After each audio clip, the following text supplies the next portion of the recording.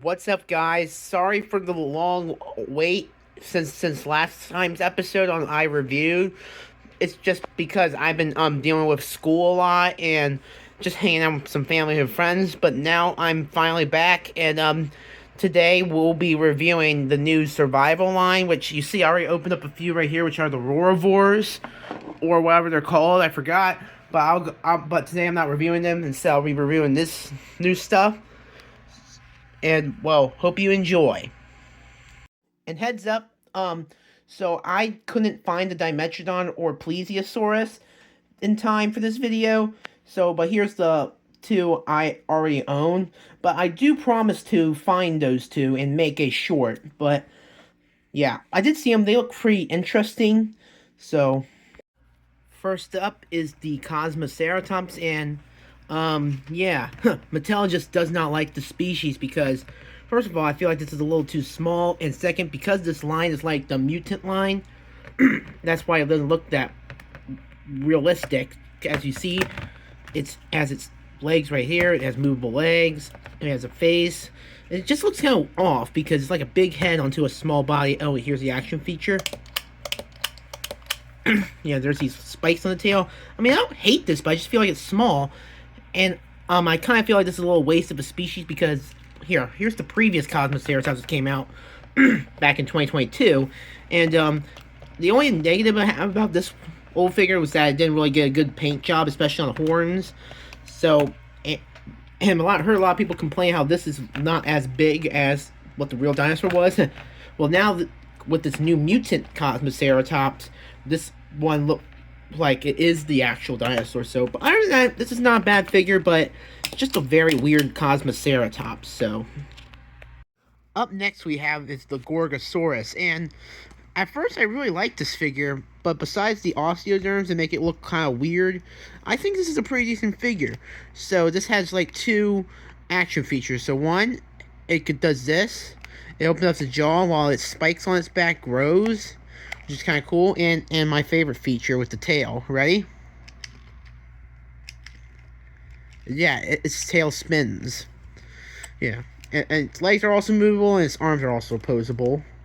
So yeah, this is not really that bad, but my only nitpick is that the tail should have been like, I don't know. If this wasn't an action feature, then it would have been all like floppy and hard to like put in the right position. But other than that, I kind of like this figure. Up next we have is the Dimorphodon, and one thing I would say, I really like these colors. It makes it look like a parrot. But weirdest thing is that this is pretty much the first Dimorphodon in this line generally not to have movable legs, as he can't like stay up or anything. He just stays there like flat. It's always in his flying position, which is kind of weird because Mattel finally introduced walking pterosaurs, so I just kind of find this a little weird. But other than that, the action feature is you press this button down and he flaps his wings, and his mouth does open. Here, let me see if I can get it open. I can't right now, but his mouth does open, and for comparison, here's the original Dimorphodon that, well, not the original, but just the recent last Dimorphodon I got. So, yeah, you can see there's a pretty big difference. You know, other than that, it's an alright figure. Up next is the Vespersaurus, and it's actually a new species to the line. It actually looks pretty decent, not that bad. But, like, I like the colors to it, and it's a posable figure, so it's like its neck goes up and down. Yeah. But what's funny is that I feel like this should have been the Archaeornithomimus that released for the Rebirth line, which is right here, because this kind of looks more like a Ornithomimosaurid rather than whatever the heck this is. But other than that, it's pretty decent. Up next is the Stegosaurus, and wow, this is probably the weirdest Stegosaurus ever. Like, it doesn't even look like a Stegosaurus, and yeah, it kind of looks like a mixture between the Stegosaurus and the Hesperosaurus, which I'll do a comparison in a bit. So we have this tail, and this is the action feature where right here you see the spike, he puts this down, and its tail grows. It like slams its tail. And also, if you press this right here, its tail does this. So, and his head's also movable. His legs are movable. And here, for comparison, here's the Hesperosaurus. And yeah, you can see the similarities. And here's the last mainline Stegosaurus that released, which is right here, which back in 2023. So, yeah, other than that, this is an alright figure. But it's a weird Stegosaurus figure, as it looks more like a mixture between these two. But other than that, it's alright. Up next is probably the weirdest interpretation of a Dilophosaurus, as this doesn't even look like a Dilophosaurus. Well, technically, it does, since in real life, Dilophosaurus didn't have that frill. But I'm saying this is like talking about Jurassic Park Dilophosaurus, and yeah, it's kind of weird. But what's also weird is that its action feature, he does this, like, okay, but when I was doing this, I realized, look, he has that little spit in there, you see it? Yeah, I thought that was kind of cool. So yeah, and for comparison, here's the last Dilophosaurus I got, which is this, and yeah, it does. Yeah, these two literally look like two different species. And literally, when I first saw the leaks for this, before it was named Dilophosaurus, I thought, ooh, what species will this be? When it was revealed to be Dilophosaurus, I was like, wait, what?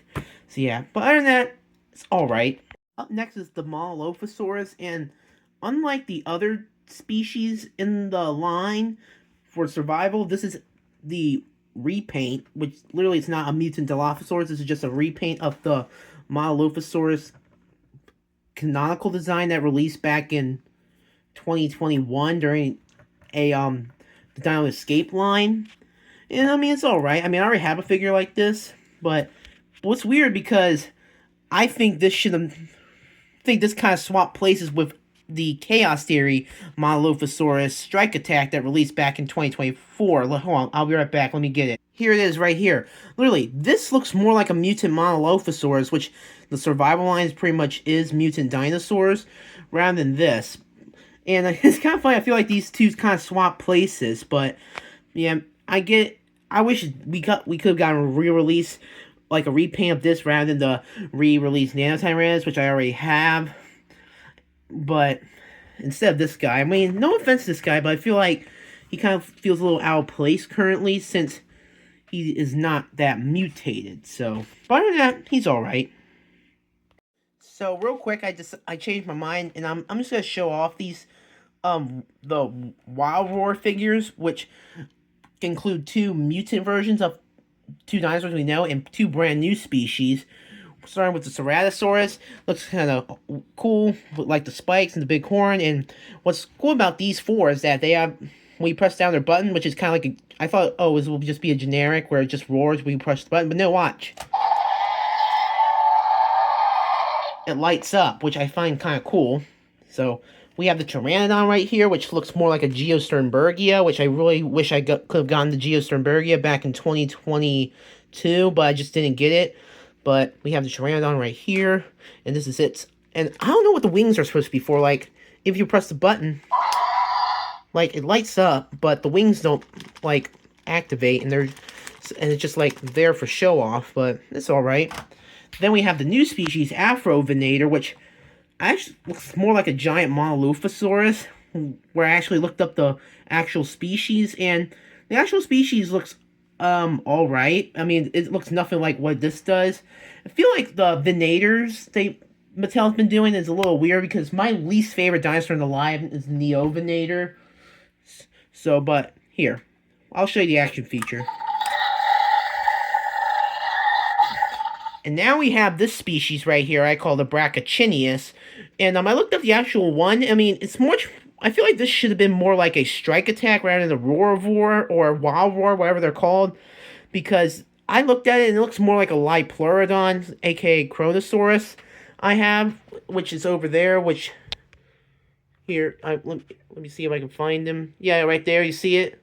Right there, there's my Lipleurodon, which we might say, oh, I mean, it's not a big deal, but...